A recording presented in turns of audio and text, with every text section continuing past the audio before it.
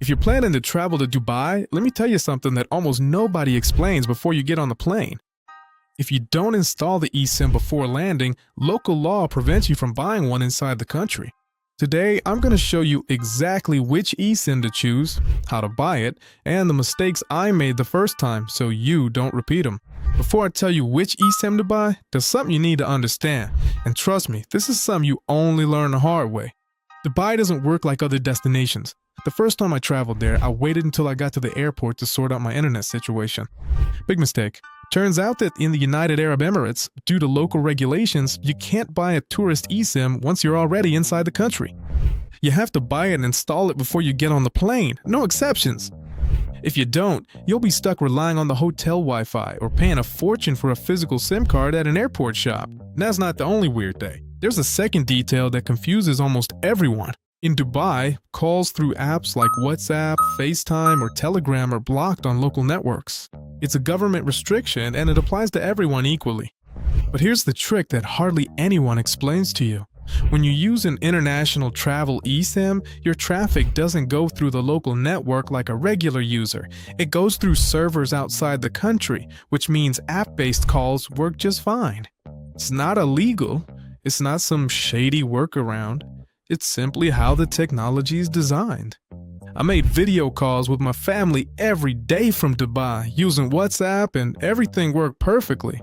About the network, in the Emirates, there are only two major carriers, Etisalat, which is now called eEN, and Du. Both have really good 4G and 5G coverage. Each international eSIM connects to one of the two, so that choice already gives you a hint about which one you'll end up using. And one last important note. You might read somewhere that Etisalat gives you a free tourist eSIM when you land, with 10 gigabytes for the first 24 hours. Sounds good, but you end up paying for it in the fine print. Each 10 gigabyte top-up costs around $27. Compared to the options I'm about to show you, that's super expensive.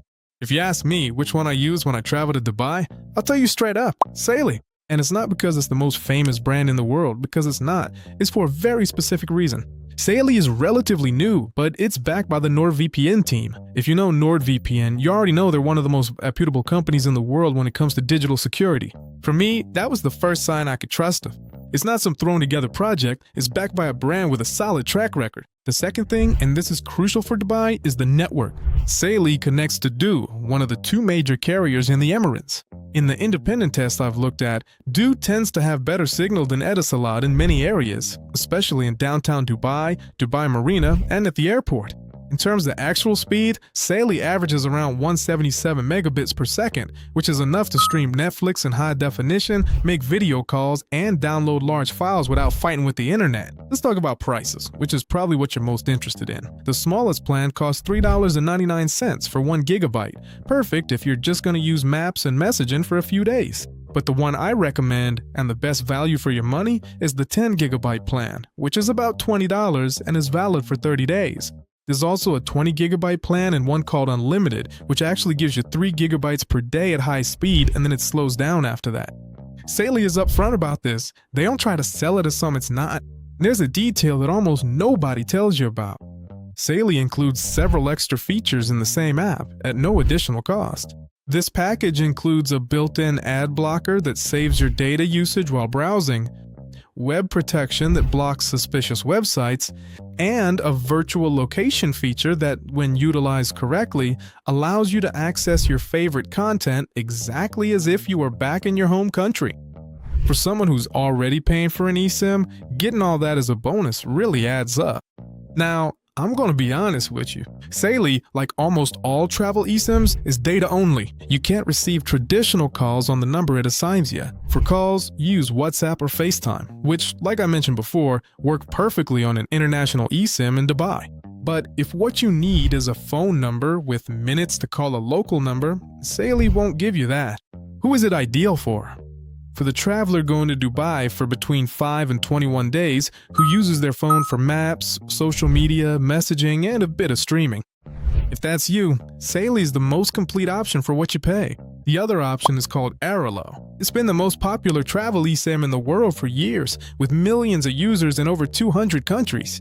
That reputation wasn't built for nothing, and for you as a traveler, it means something very specific: an established brand, customer support that actually responds, and an app that works well. In Dubai, Airalo connects to Etisalat, which is now called E&. It's the other major carrier in the country, and even though I told you that Du usually has better signal in some areas, Etisalat shines in others, especially at the airport, in tourist spots like downtown and the Burj Khalifa, and in much of Abu Dhabi. It has very solid 5G coverage, so speed won't be an issue. Let's talk about prices. The smallest plan costs $4 for 1 gigabyte and lasts 3 days. The 10 gigabyte plan, which is the one I recommend if you're staying for 1 or 2 weeks, is around $20 with 30 days of validity. And the 20 gigabyte plan, also with 30 days, costs about $34.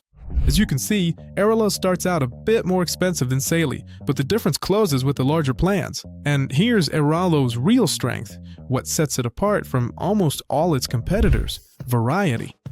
It has local plans just for the Emirates, a regional plan for the Middle East and North Africa, which is also good if you're going to Qatar, Oman, or Egypt on the same trip, and global plans that cover more than 130 countries. So when is Airalo a better choice than Saley? 3 clear cases.